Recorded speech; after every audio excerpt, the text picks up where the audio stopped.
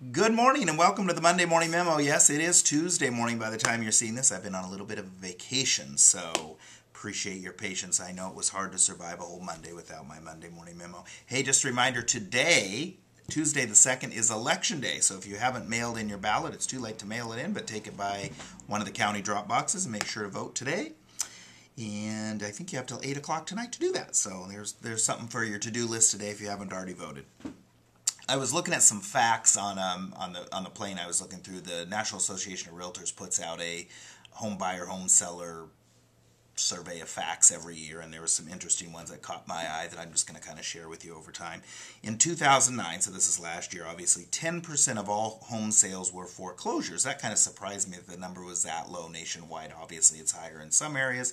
We have a higher number of foreclosures in a lot of states in the Midwest, that type of thing, so I'm sure ours is higher in Oregon. Of course, that 10% doesn't include any short sales, pre-foreclosures, any of that, so that number's artificially low as far as the distressed properties go.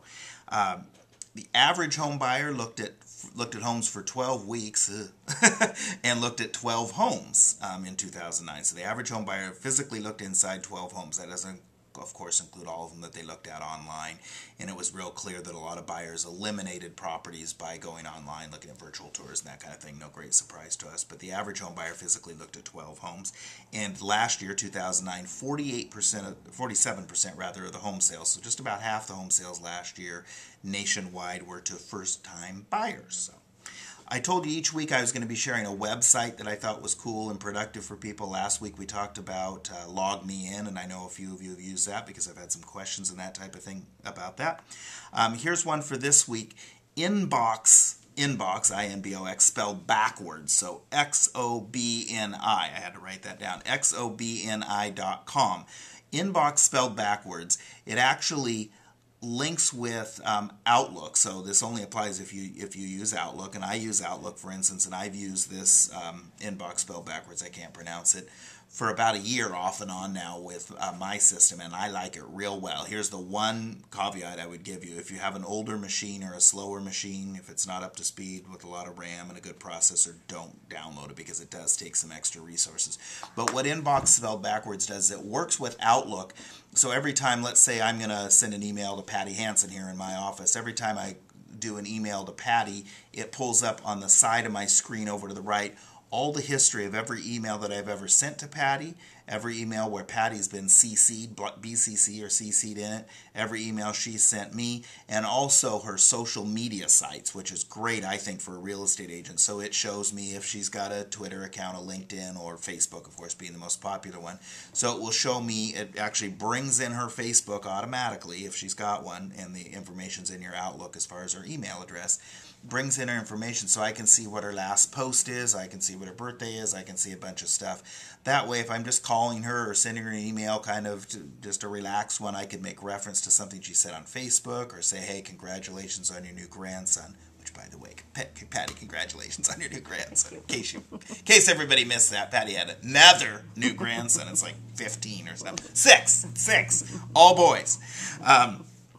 Anyway, that's the way Inbox spelled backwards works. You can just go onto their website, xobni.com. You can download a free trial. In fact, I worked with their free trial forever, and then when you buy it, it's like $30 a year or something like that.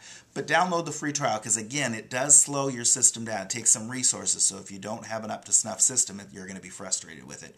But go on there, play with it. I think you'll enjoy it. The thing, again, I love about it is if I go to send you an email, it pulls up all the history of every email, or if I'm looking for an email that, geez, Patty sent me an email forever ago, I just type in Patty like I'm going to send her an email, and it pulls all those in, and you can see conversation threads and everything. The new Outlook 2010 does similar things, although we tested both the Outlook 2010 and this Inbox spelled backwards, which works with 03, 07, 10.